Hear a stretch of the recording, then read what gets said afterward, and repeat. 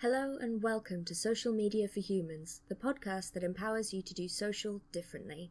Your host, Alexis Bushnell, and her guests discuss their experience of social media as business owners, users, and ultimately humans, with insights and advice to help you find an effective and ethical strategy that works for you. Grab yourself a drink and join the conversation. Hello. I am here with the lovely Markell. So do introduce yourself. Tell us who you are, what you do. Hi, good morning. Well, it's morning for me here. I'm Markell, she, her, and hers, and I'm the owner of Futures in Motion, which is a career management company based in Long Beach, California. And I help professionals align their career goals with the reality of the lifestyle that they want to have. Mm-hmm. Which is really powerful work, because I think a lot of people, especially initially, people get into work and they just get into it. They get into a job. And I am finding the more time I sort of spend in the like entrepreneurial community, the more people I meet who are like, yeah, no, I just want to do something that I really love and that fits in with my life, rather than I fit my life around my job, which is nice. Yeah. I find that too, and that's been true for me throughout the course of my career. I've kind of been led by my lifestyle and then fitting work around my lifestyle. But sometimes, there's reality of you have to get a job because of circumstances. And what I do is really I have a phrase, activate hope. And what I like to do is help my clients develop a sense of hope and confidence that they can have that alignment between the lifestyle that they want to have and the realities of their lifestyle, but also their career passions and interests. And so I help them to, find creative ways to bring those together. Yeah. And I think it is so important, because it's difficult. I don't know about when you were in school. When I was in school, a lot of the focus was more on like, what are you good at? But it was never really about what do you enjoy doing. It was just like, yeah, you do this, you're good at these things, so you can be these things for work. And it's not the best way to make a decision about what you're going to spend most of your life doing. Okay. Well, it's only one piece, and that is very common. It's very common for people to find out, oh, I'm really good at this. Maybe it's the sciences, math, or maybe, writing, whatever it may be. And other people then discover that you're also really good with that. and then they give you an internship, or they give you a job, doing what you're really good at. And the other parts of you have never been explored or expressed. And so people, build a lifestyle based only on what they're really good at. And then they come to this place in their career, like, wait, is there more for me? Because what's important to you when you're just starting out in your career, and then 10 years later is going to shift a little bit, or maybe for some people quite a lot. There are things that happen in life that are unexpected. There are natural stages that we go through in life in our development, but then there are other things that happen outside of our control that really cause us to really think about how we're using our time, the impact that we want to make, and how we want to experience, life and our career as a part of that. And you get to, 10, 15, 20 years into your career, and you've never thought about it before. And you're like, oh my gosh, what do I do? And that's where I come in. It must be really rewarding to do that, to see people find the thing they're really passionate about and that they enjoy, and to find that hope as well, that they can create a life with work that they really enjoy. It really is. I mean, it's a really powerful feeling to be a part of that process for people, and not just because it's my profession, but because of my own personal experiences. As you know, I went through some really challenging life circumstances, becoming a young widow and then facing a brain tumor and having to navigate my life and career through that season of my life. And, coming to that own place of, I had been doing fine with my career, but then when those big things happen to you, you are, you really want the rest of your life to have an impact. You like, I don't want to waste time. I only want to do things that bring me joy, and so I had that sort of awakening myself and had to go through a whole process of establishing my identity, reestablishing my professional life, reestablishing my career, my work life, my livelihood, my finances, everything, and so I know what it feels like to be in that place where you didn't expect to be, and to be faced with those big questions, those big existential questions. Who am I now? And how do I want this to be, how do I want to use this to make an impact? And so I know what it's like for me personally, and then to be able to use my experiences to help other people to answer those questions for themselves, and to instill that sense of hope and possibility and confidence that they can do it is awesome. That is everything to me. Yeah. And I know a lot of what you do is through community, and like how you have got to that point to be able to help others as well has been a lot through community and the power of community. So I know, because I've spoken to you before, but that you are really passionate about being involved in communities, which I think from a social media perspective is something I talk about all the time. It's about building communities around what you do and involving yourself in communities. But you were very involved in in-person events and speaking things and all that kind of thing. So you've kind of learned now to shift online, which it has been challenging for some people. So, so how has it been for you making that shift from in-person to digital? Well, yes, you're right. Community has always been really important to me. I was kind of brought up that way, to be involved with the community, and I was very involved in my professional community. Personally, I have my interests, my faith-based community, my music community, and when I became widowed, the widow community. And a lot of our events were on in person. We drive or fly somewhere. In fact, just before 2020 and 2019, I had the opportunity to fly to Toronto, Canada, to present at an event, and that was really exciting. And so I was looking forward to doing more of that in 2020. Yeah. And then we know how that goes. And even, my teaching was all in person. I had done some online classes, but the majority of my work was in person.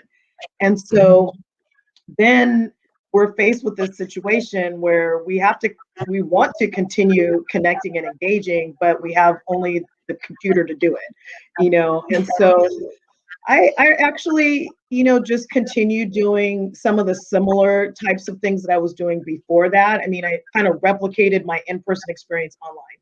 So I leaned into the communities I was already a part of.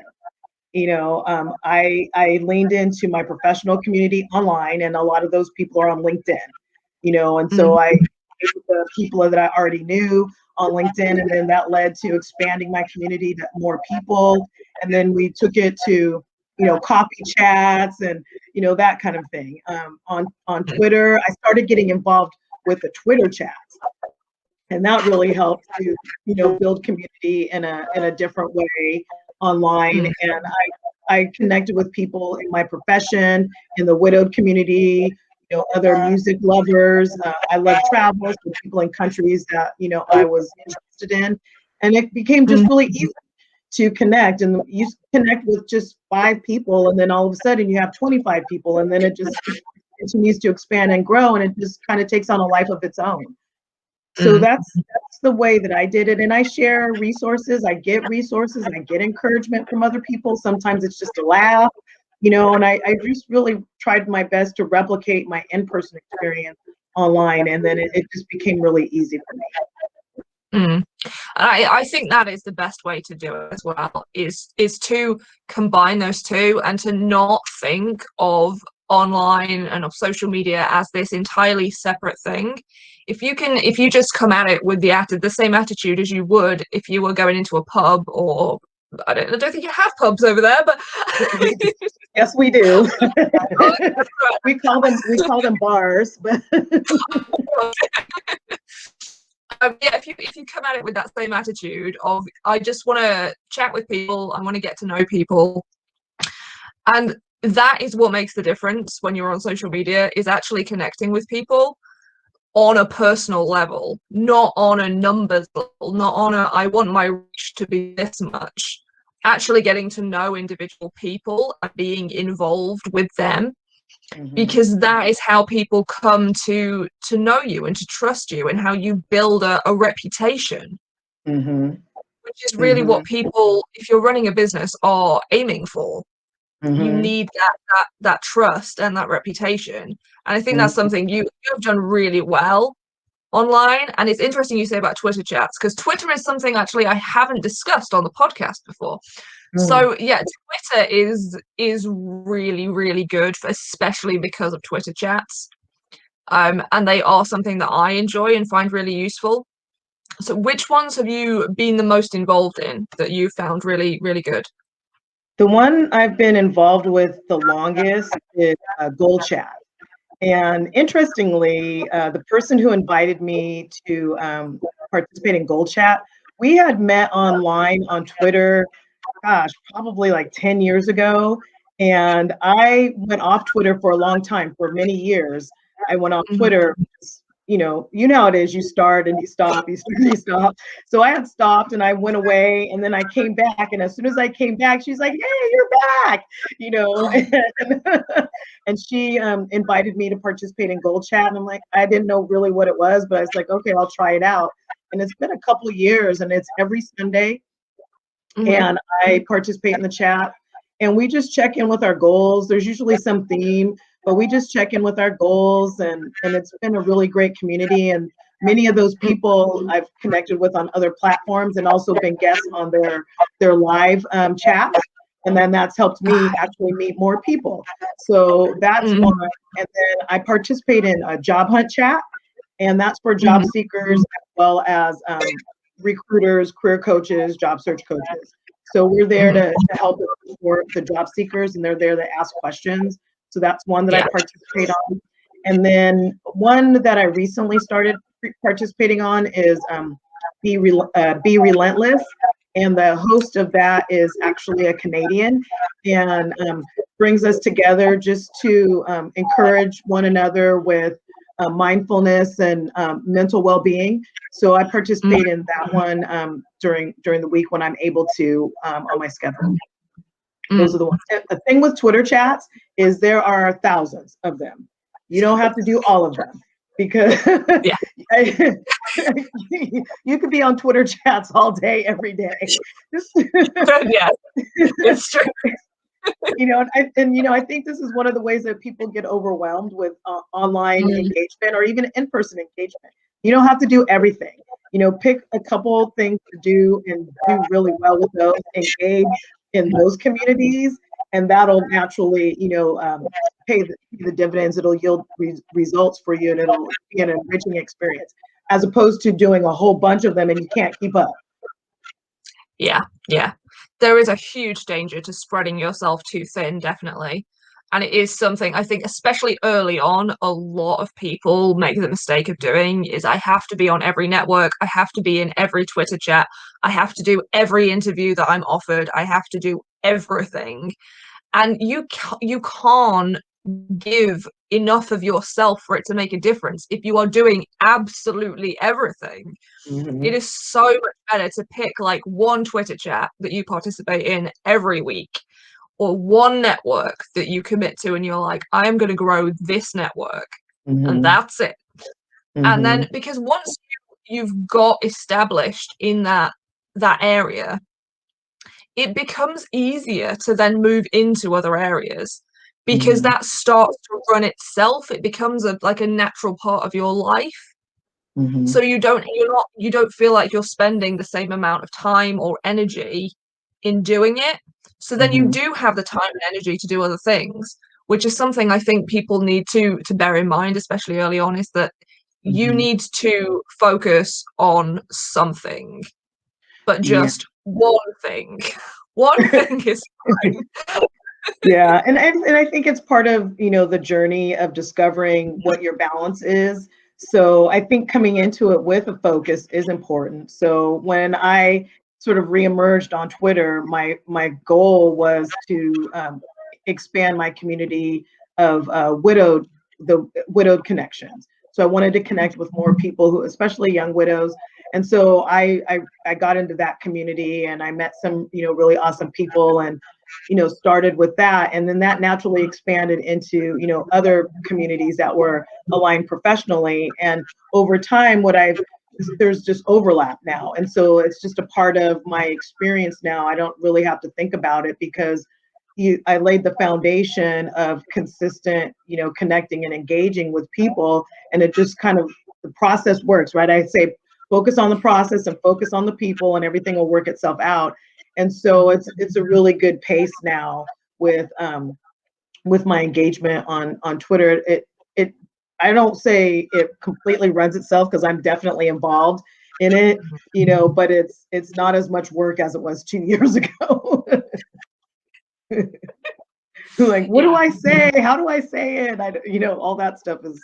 Yeah, and that's the other thing when you're starting out, is you are still figuring out how you want to present yourself and who you want to be and where you want to be and all these things, isn't it? So yeah, it is definitely part of the process, but it is so easy to just totally overwhelm yourself. So I like the idea of sort of picking one area where you're already in that community in some capacity, and just taking that online and being like, right, I'm going to get involved in this community. And it doesn't have to be directly related to your business either. And this is something I think people run into a lot, especially when they start growing a business and they're doing it online, is this idea that absolutely every connection they make has to be somehow related to growing their business. But actually, it's okay to still just chat with people because you have stuff in common. Like, that's okay. You can just make friends who aren't interested in buying your stuff. Well, what ends up happening is, and this principle in marketing and in anything really, is know, like, and trust, right? Mm-hmm. And so I can share. This is funny. I like to talk about this because this is a big interest of mine. But Duran, and so that's a big interest of mine. And I've connected with people all over the world over the years with Duran, and I just did it because of the love of the music.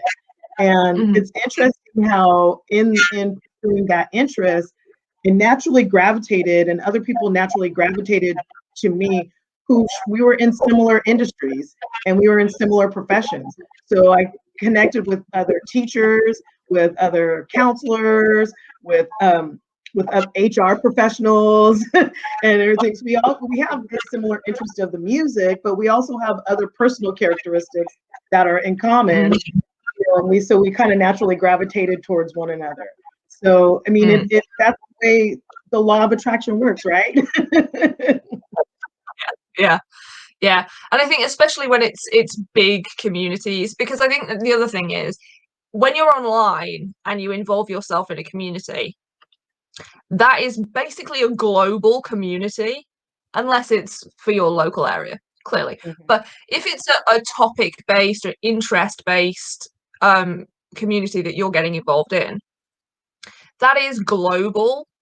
So there are going to be people who are similar to you in a ton of other ways, just because there are so many people in that group.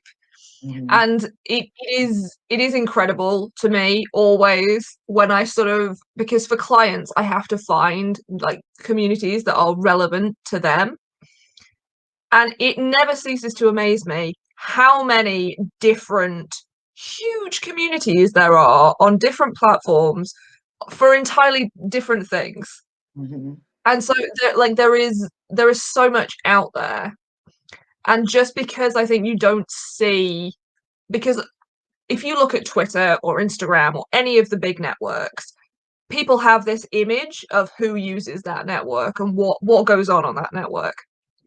But if you get onto it and you actually start looking around and finding people, there are so many totally different people who you would never see in the headlines when that platform is in the news.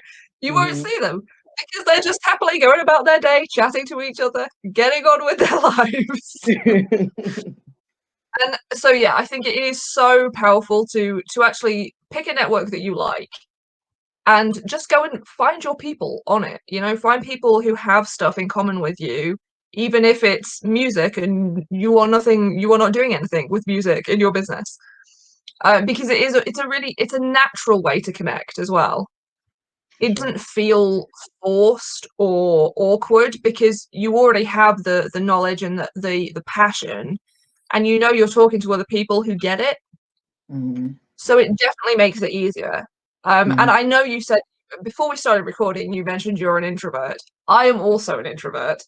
And networking is definitely, like, I have kind of the opposite problem because I've always done networking online, whereas you have gone from in person to online. And so I have this sort of vision of offline networking as like just mortifying as an introvert. Yeah. But it's weird because I have kind of distanced that myself of like, oh yeah, online networking is fabulous because it's just like in-person networking. But then I'm like, oh no, but offline networking, don't want to do that. It's terrifying. I would say I've developed some comfort with it. I mean, it's not that comfortable for me. I would definitely prefer not to do it. But I think early in my career, I realized that it was a part of what I was going to need to do. And especially when I was establishing a business, relationships are the most important thing to any opportunity that you want in life. Whether it's career related or personal related. So you have to be able to connect and engage with people. And I thought, I'm kind of practical. I was like, well, if I have to do it, I want to make it as fun as possible. So I just figured out ways to make it enjoyable for me. And part of that was, as a counselor, I have natural curiosity. So I'm curious about people, and my undergraduate degree was in sociology. So I'm curious about people in their communities. And so I use that natural curiosity to lead my conversations and to lead my engagement with people. And, we all love to talk about ourselves, and we like to talk about our interests, and we like to share that with other people. And so I just kind of start there and then go from there. I learned basic things. People like to talk about their travel. People like to talk about their kids. People like to talk about their hobbies. And if you can just engage people on those 3 topics right there, the conversation leads itself. The other part of it is, if you want to have interesting conversations and you want to be engaging, you have to also be interesting. Yes.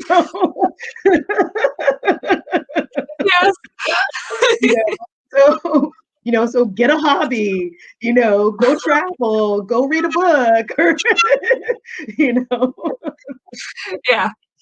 Yeah, no, that is true. And I think those are 2 very key points that people do miss, I think, when they're thinking about, especially like networking online, is just being actually interested in other people and not going into it with a view to what can I get out of it, but going into it with a view of who am I going to meet today? What am I going to learn today? And also, actually having things outside of work yourself to talk about. Because it is, like you say, it's a connection thing. It's connecting human to human. It's not business to business. Even if you are a B2B business, you're still speaking to other humans. Nobody is on the phone phoning the business. Right. They want to speak to an actual person. Right, so it connecting to that sort of humanity and the human side of it is so important. And I think that's another reason that I think the community side of marketing, if you like, is so important, because it puts a human spin on marketing, which can be very not human in certain areas. But if you're coming at it from I want to build and support a community, it's a very, very different marketing experience. So you've also been involved in communities, not just for growing your business. Right. So how has it been different for you? Has it been different for you at all to engage in communities for your business versus just for you personally? Well, they're kind of integrated, you know, and you said something just a moment ago that I think is important for people to recognize too, is building, right? So if you're building a community, or if you're building a business, you're building a house, you're building something, it takes time for the pieces to come together. So there's the foundation, and then of the foundation, and then there's the structural pieces until it becomes fully formed. And then there's ongoing maintenance. So if you think about your relationships and community building that same way, you have to play the long game. And so, and you don't know, as you're a business owner, you don't know where your opportunities are going to come. You don't know. I mean, have you ever gotten like somebody reached out to you and you're like, oh, how did you find me? And they tell you, like, really? You know, like some like far off, you know, connection. It's like, wow, people are paying attention all in the galaxy, you know. But I think that we have to also take the long view.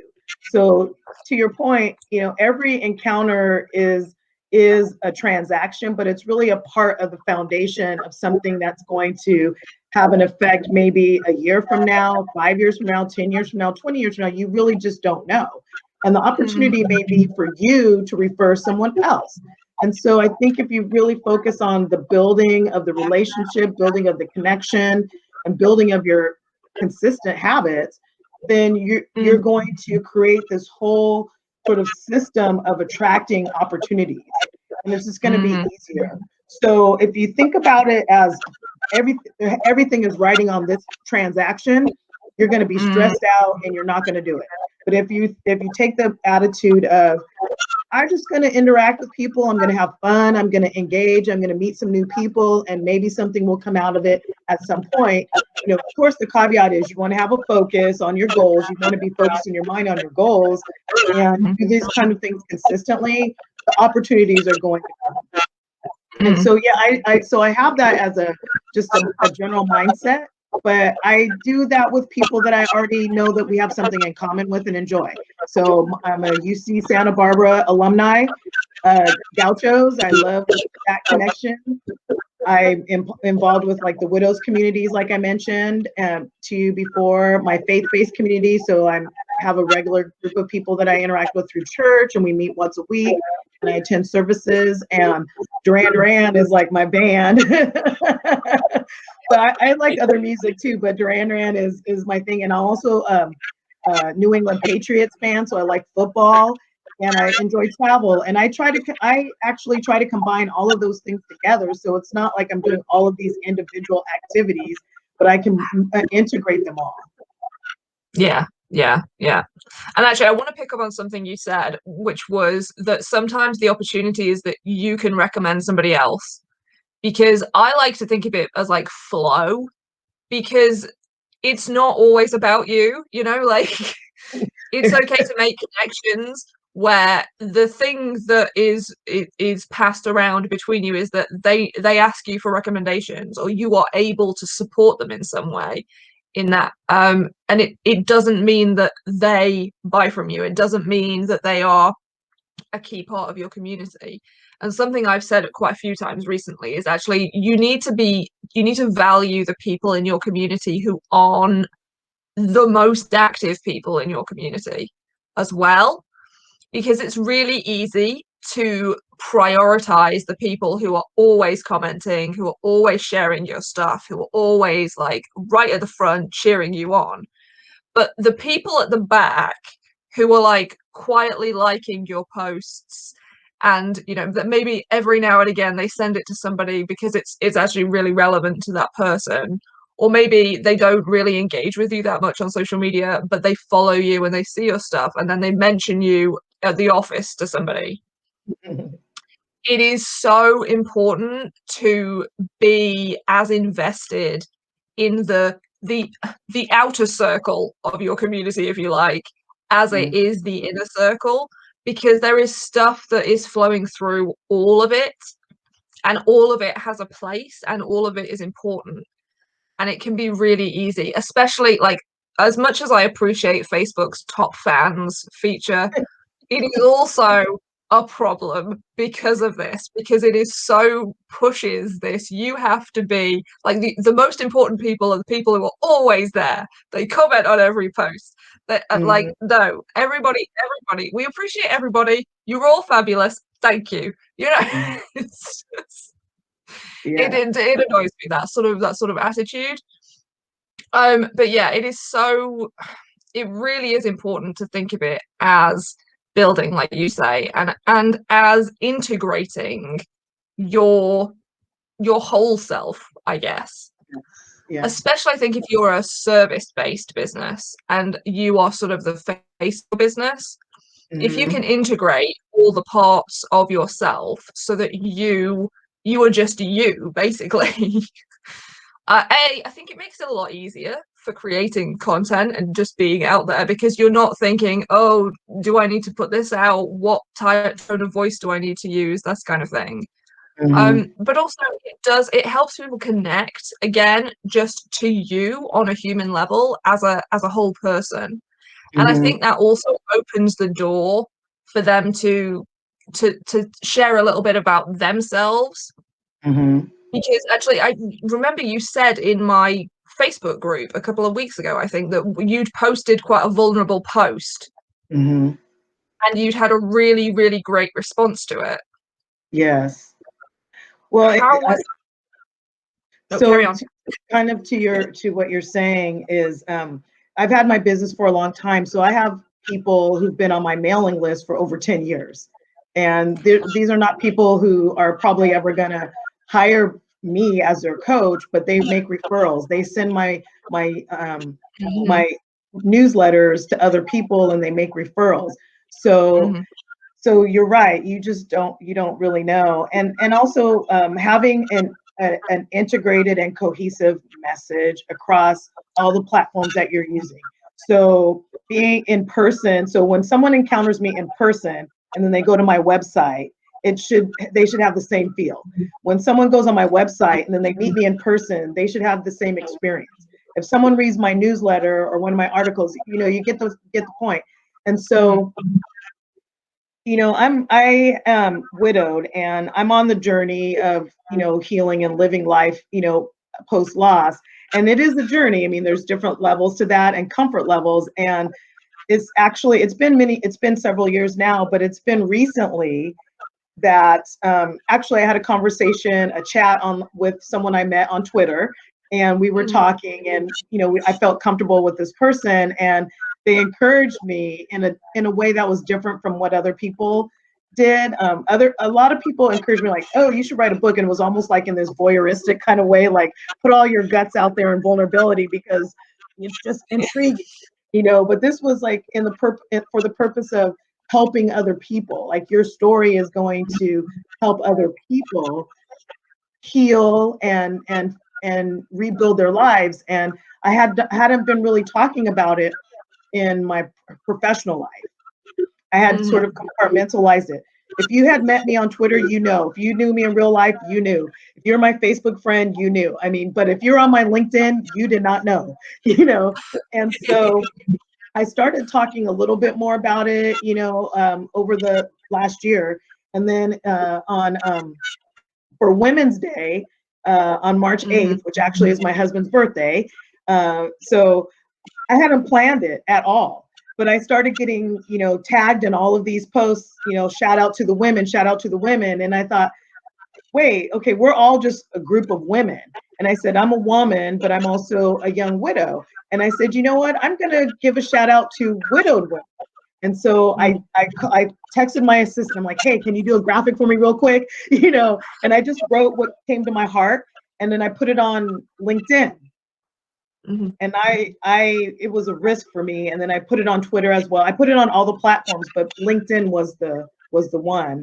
And I was, it was a good supportive, feeling or experience that I had. People commented and liked and shared, and they connected me with other people. And so it was a really, I don't know, I stepped outside my comfort zone professionally. And so that only will open up more opportunities. Yeah. To help people as a service-based business. Yeah. Yeah. I think it is so difficult, I think, to know, because you do have to give something of yourself to be able to make those connections. And it is so difficult to know what you want to be public and how much you are comfortable being public. And I think, like you say, what you are comfortable with can change. Yes, for sure. So it is always better to err on the side of caution and privacy, because you can always share more, but it's very difficult to share less. But you do that, allowing people in a little bit and showing a little bit of vulnerability or your own story and things like that is so powerful for that connection, and to have people see more of who you are. And it's something that it comes up a lot as like, but it's not professional. It's not professional for me to talk about my grief. It's not professional for me to talk about this health problem that I'm dealing with. It's not professional for me to share my difficulties in, this area or that area.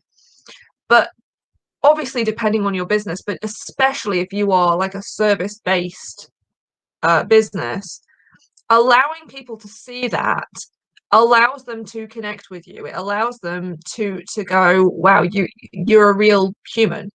And the other people who are going through similar stuff, it tends to be them who are then in your DMs, they're sending you messages, they're leaving comments, and they're like, I am so seen by this. I feel like I am allowed to experience this thing, that I am allowed to have been through this. Well, I mean, each person has to, like you said, decide for themselves what that looks like for them. And, showing up in one season may look different to showing up in another season. And is it professional? I mean, that's also a personal and business question. For me, it was the way I approach my work is informed by my experiences. So if it was something that was separate and apart, and I mean, I would say that that's true for everybody, because the experiences that we have, affect our behaviors and our mindset. That's just, that's it. So I don't know that you have to, show yourself, in the fetal position as you're, raw in whatever experience you're having, but for the feedback that I've been getting since I've been a little bit more transparent is that it's a context. Now people understand, so they might, why you're always so positive, you're always so encouraging, and I love your quotes and things of that nature. Well, that didn't just come to me. Those were anchors in my experience. When I was devastated from my losses and overwhelmed from grief and having to rebuild from a brain tumor, I mean, I needed all the hope and encouragement I could find. And so, I mentioned my faith-based community. So my Bible verses and, quotes and affirmations were the things that got me through moment to moment, then day by day, then week by week. So I'm not just like throwing this out there because I read a Tony Robbins book. These are real things that I did in my life. And so it helps people to understand where it's coming from. And then, so often when I'm working with clients or doing my presentations, people want to connect with me and they want to work with me because they're like, you get it. You're not just throwing stuff out there, but you are speaking from experience. And so for me, I started listening to that and I thought, hey, why hold it to myself if I can help other people? I help one person, then they go help another person, then they go help another person, then they go help another person. But I wasn't like this 2 years ago.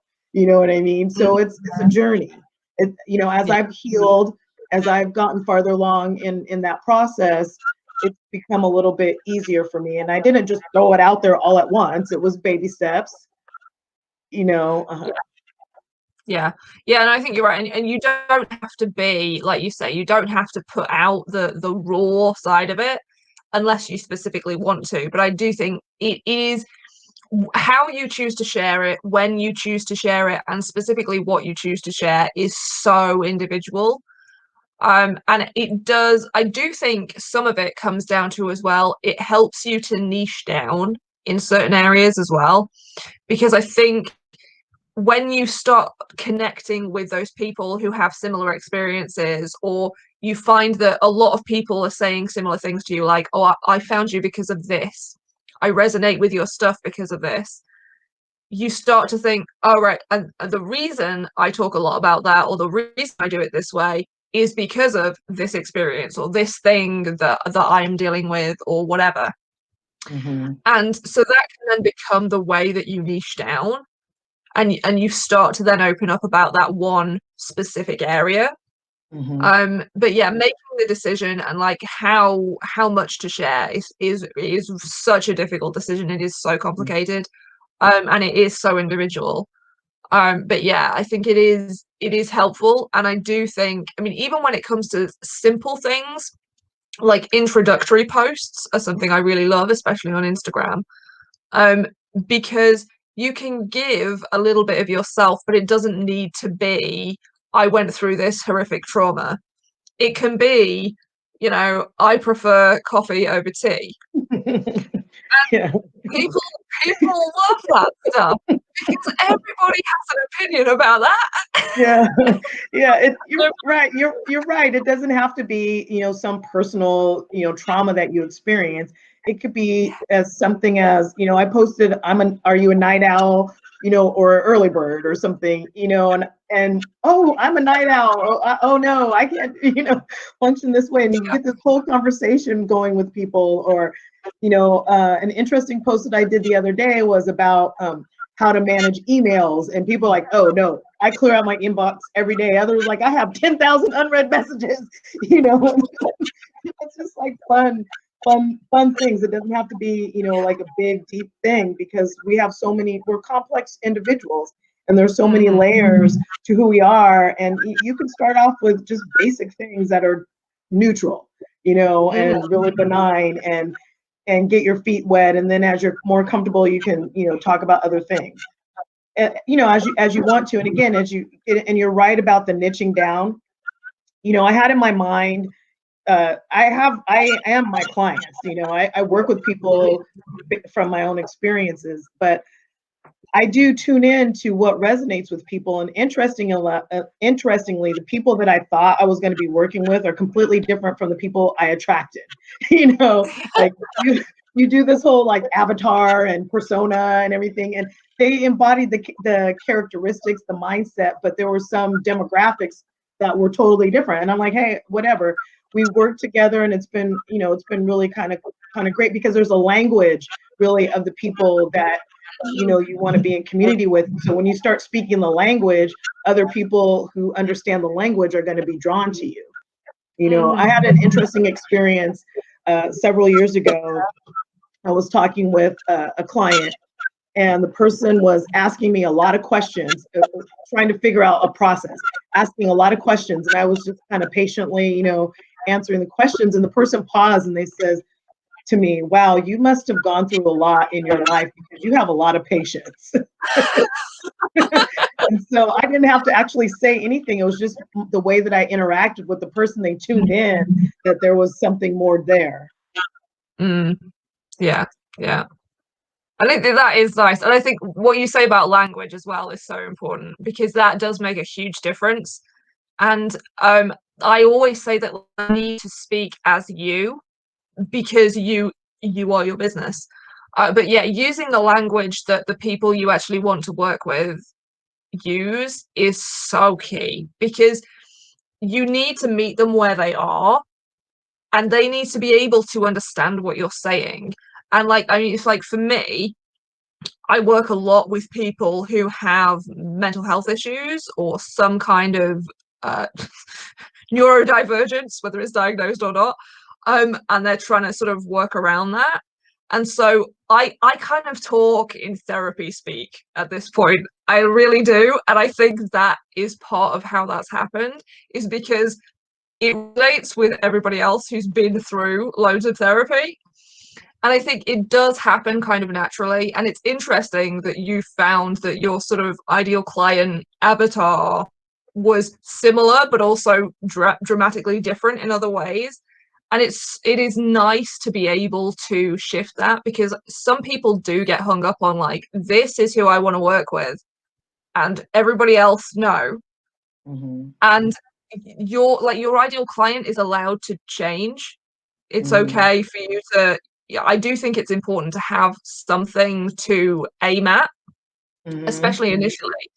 But then you can change it as you get feedback and as you start working with people and they tell you things about why they came to you. You can change that. It's not sort of a one and done, set in stone, that's it, this is who I'm working with. It's an evolving thing.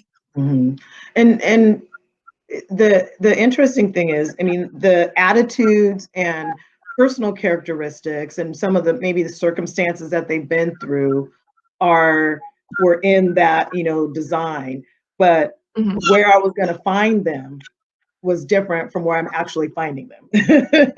You know, so they're similar in terms of the characteristics, you know, they embody that, because I wasn't talking to, you know, Widow Wendy. I was talking with someone who experienced, you know, an unexpected loss or trauma, you know, who experienced a job loss, who is trying to find their way forward, and they're feeling scared and confused and, you know, that kind of thing. And so I was speaking of that person, not the name, you know, but the characteristics, because, you know, especially in grief and in anything really, we're more than just our name, right? We're so we're more than just the label, you know. And that Instagram post that I posted a couple weeks ago, that one resonated really well. But we're more than just the label that someone puts on us or that we put on ourselves. You know, we are complex people and we embody all these characteristics and mindsets and attitudes, you know. And so that's what I like to speak to, because that's how I feel too. Yeah. That brings us beautifully full circle, because it does come back to just being genuinely interested in people and connecting on that human level, doesn't it? Yes. So thank you very much for joining me. Would you like to tell us where can people find you? Well, you can find me on, you know, the common platforms, right? So my company is called Futures in Motion, and Markell Morris. If you do a search for that, you can find me. But my website is www.futures-in-motion.com. My Twitter handle is @FuturesInMotion. Instagram, it's @FuturesInMotion. You can find me on LinkedIn. And those are the easiest places to find me on. You can connect with Alexis, and I'm connected with her on all the platforms. You can find me there too. And I will put all the links in the show notes as well, so people can go straight there and find you. Yeah, and I would love to, you know, connect with anyone who's interested in connecting with me and getting to know one another and building, you know, our community. Well, it's been so lovely to talk to you. Thank you very much for being here. Thank you for inviting me. If you want more regular reminders to find your own way to use social media, follow Alexis on your social platform of choice. All the links will be in the show notes. Until next time, be a human.